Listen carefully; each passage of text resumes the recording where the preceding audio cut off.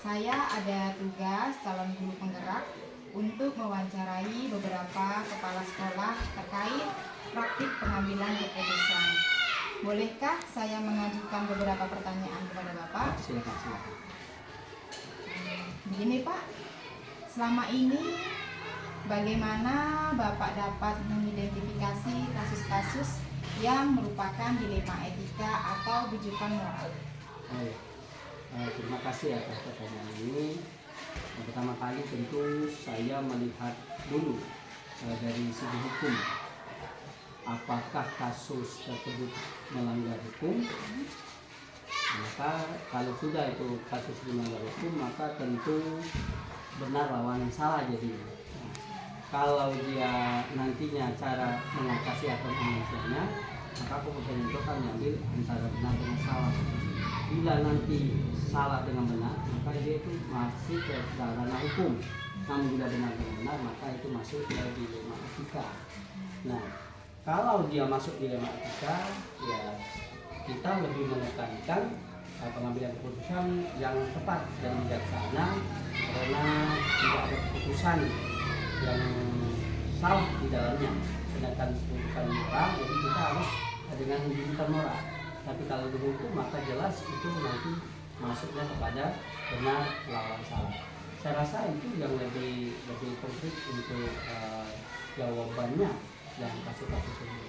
Namun yang jelas kita harus mengidentifikasinya apa dia ini masuk ke ranah hukum atau dilema etika. Menurut saya begitu. Terima kasih Bapak. Untuk soal yang kedua, selama ini bagaimana Bapak menjalankan pengambilan keputusan di sekolah? Kemudian terutama untuk kasus-kasus di mana ada dua kepentingan yang sama-sama benar atau sama-sama mengandung nilai kebajikan. Ya, terima kasih. Selama ini sebelum kita menjalankan pengambilan keputusan di sekolah, tentu keputusan ini diambil terlebih dahulu berdasarkan fakta, itu siapa yang terlibat, menganalisanya benar atau salahnya, yaitu membuat alternatif solusi dan membuat keputusan. Kemudian kalau kita bisa menafsirkannya dengan menganalisis yang benar itu benar dan salah itu salah, barulah kita membuat alternatif. Nah, alternatif itulah solusi dan yang membuat menurut saya membuat keputusan, kemudian kita merefleksikannya serta harus dibawa dalam segala sesuatu. Tentu apapun keputusan minimal kita harus berdoa atau berikhtiar kepada Allah SWT semoga keputusan itu benar adanya. Nah, setelah itu barulah kita mengawali dengan kegiatan, dengan penelusuran masalah, kemudian mengidentifikasi masalah hingga terbentuklah kesimpulan, dan kita berharap kesimpulan inilah yang sebagai dasar dalam mengambil keputusan. Nah, tentu kita mengutamakan memprioritaskan karena ini bentuknya memang permasalahan di sekolah, maka murid merupakan tulang punggung utama untuk kita beri eksekusi yang benar, sehingga arahnya kita memang harus kepada murid. Saya rasa itu untuk pengambilan solusi yang terjadi untuk keputusan. Berarti semua keputusan itu berpihak pada murid ya Pak ya? Iya, kita harus ke murid itu. Soal yang kedua sekarang ke pertanyaan yang ketiga Bapak. Iya, silakan. Langkah-langkah atau prosedur seperti apa yang biasa Bapak lakukan selama ini? Ya, tentu untuk langkah-langkah dan prosedur dalam melaksanakan kegiatan ini tentu kita menentukan penyebab masalahnya dulu. Apa sih masalah yang sehingga timbul ini masalah? Dan itu kalau sudah kita tahu penyebab masalahnya apa, tentu kita menentukan siapa yang terlibat dalam masalah itu. Mustahil ada masalah tidak ada yang terlibat, mustahil. Selanjutnya barulah kita berdiskusi dengan warga sekolah, entah itu guru, siswa itu sendiri, orang tua, dan lain sebagainya, stakeholder yang ada di sana, termasuk kita mungkin memanggil tokoh-tokoh, orang-orang yang kita anggap bisa gitu masyarakat. Dan segala sesuatu itu juga balik lagi yang saya sampaikan tadi, terus harus ada ikhtiar dan berdoa.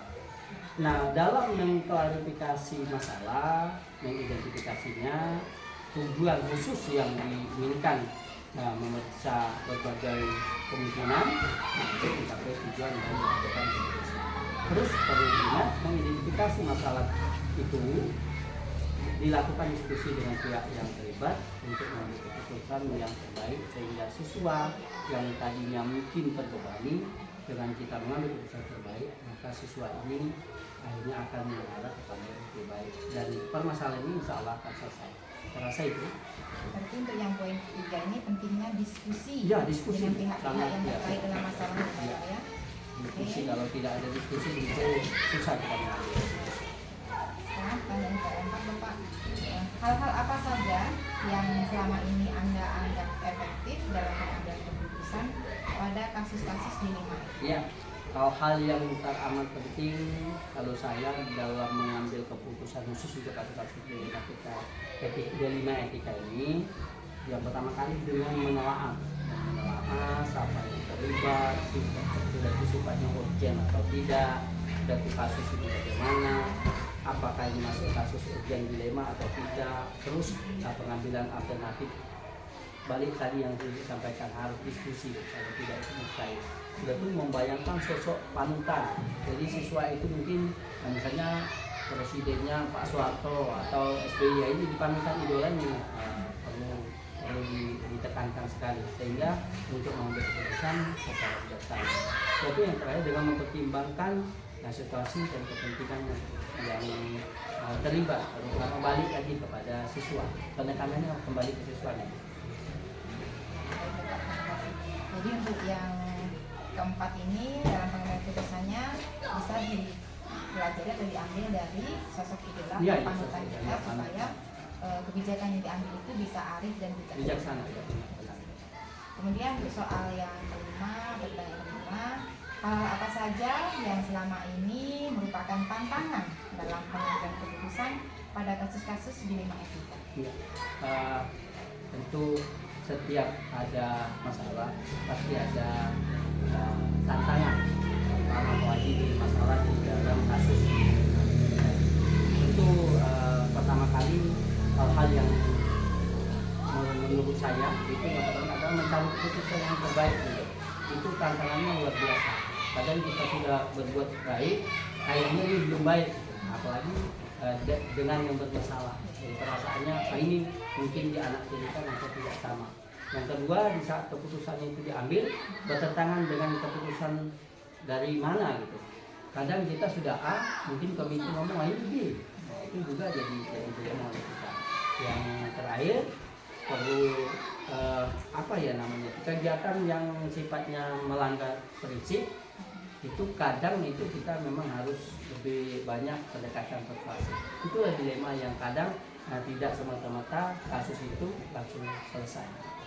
Ya, terima kasih Bapak penjelasan.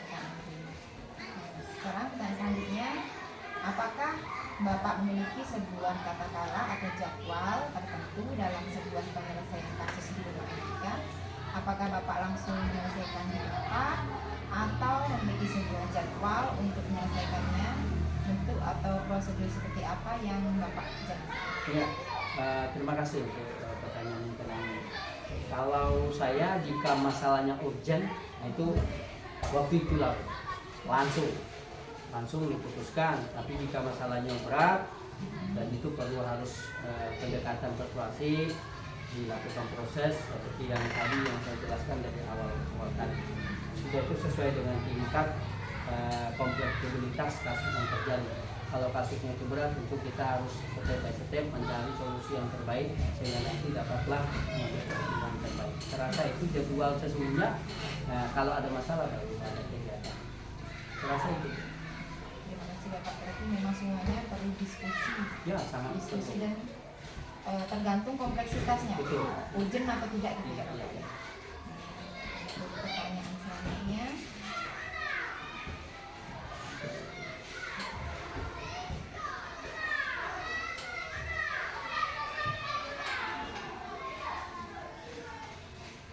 Untuk pertanyaan selanjutnya, adakah seseorang atau faktor-faktor yang selama ini mempermudah atau membantu Bapak dalam pengambilan keputusan dalam kasus-kasus ini? Oh iya, yang namanya keputusan tidak bisa semata-mata kepala sekolah sendiri.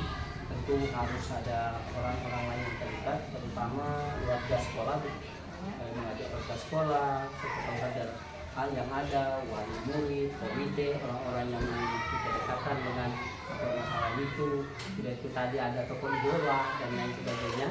Nah, yang kedua pihak yang terkait dengan permasalahan itu dan aturan apa yang berlaku, sehingga misalnya ada komite atau yayasan mungkin atau ada orang lain yang memang tahu dari keadaan norma-norma yang ada. Nah, yang terakhir karena di SD kita ini kita melibatkan juga ada wakil kepala, ya tentu salah satu wakil kepala kita bahwa apalagi guru kelas. Nah, mereka inilah yang sangat terlibat, dan kita sudah guru selama kelas ada keluarga, ya keluarganya memegang peran penting untuk mengambil keputusan. Terima kasih. Terima kasih Bapak. Jadi memang dalam pengambilan keputusan itu memang perlu dibantu, Ya, sangat. misalnya warga sekolah dan pihak yang terkait, Betul. apalagi yang bermasalah. Masalah. Untuk pertanyaan terakhir Bapak, ini pertanyaan yang terakhir dari saya. Dari semua hal yang telah disampaikan, pembelajaran apa yang dapat Bapak petik dari pengalaman Bapak mengambil keputusan dilema etika? Ya, terima kasih pengalaman dan pelajaran yang saya dapat ambil dan saya petik dari mengatasi masalah dilema etika ini. Yang pertama rasanya ada kebijakan yang memang sudah klop gitu antara menganalisis masalah dengan sebuah permasalahan itu, sehingga pertimbangan untuk menentukan sesuatu rasanya sudah pas dengan yang lain. Yang kedua, setiap pengambilan keputusan itu rasanya dilakukan sesuai dengan hal-hal kebajikan dan sangat berpihak kepada murid. Itulah yang saya tekankan sekali. Dan yang terakhir, kita berharap dalam mengambil keputusan ini tentu ada risiko.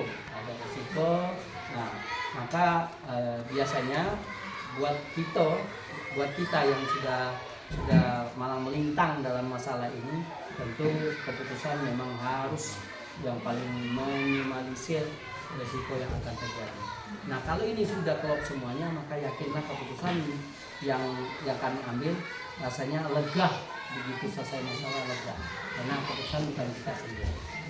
Jadi semua keputusan memang harus berpihak pada murid, Ya, yang semua itu berpihak semua. Nah, terima kasih Bapak atas waktunya. Mohon maaf karena sudah mengganggu. Makasih. Saya akhiri di sini. Wassalamualaikum warahmatullahi wabarakatuh. Waalaikumsalam warahmatullahi wabarakatuh.